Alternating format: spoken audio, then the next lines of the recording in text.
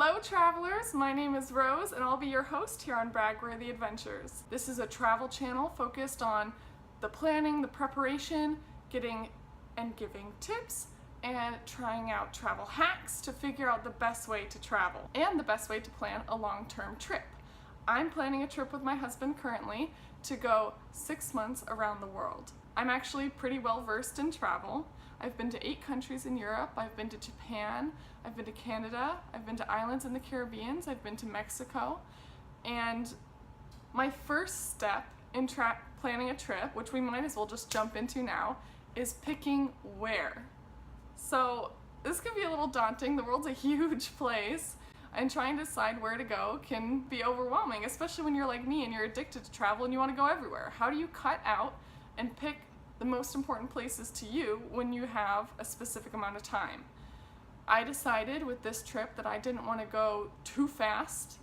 I know what it's like to pack your bag every 3 days and go, go, go, go, go. I also know what it's like to live in another country for 3 months and get to know a city intimately. In my opinion, I think it's possible to create a balance. You don't want to wear yourself out. And that's easy to do if you're switching locations every 3 days. I want to go somewhere new every week or 2 weeks so that we can still see a wide variety of places but not feel like all we're doing is packing and repacking. So that kind of limits me in 6 months to around 12 places, maybe a couple more. I sat my husband down and we started our trip bucket list. I'll tell you some of mine. I want to see all the Disneys in the world. I love Disney. I also want to see the Great Wall of China.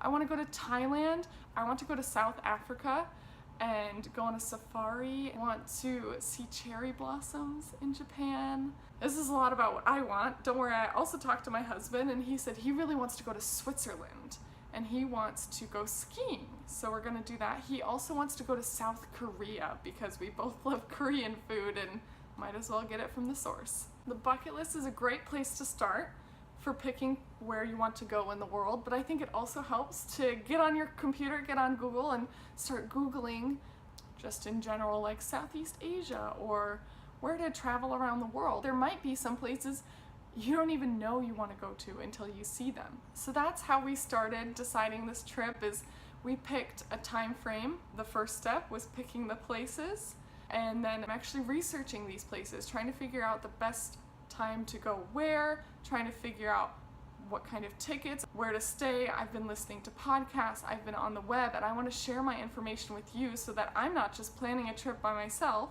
but I'm planning a BraggWorthy adventure with all of you. And if you want, you can follow along and plan your own. I want you to write down 5 bucket list places that you want to go to in the comments below.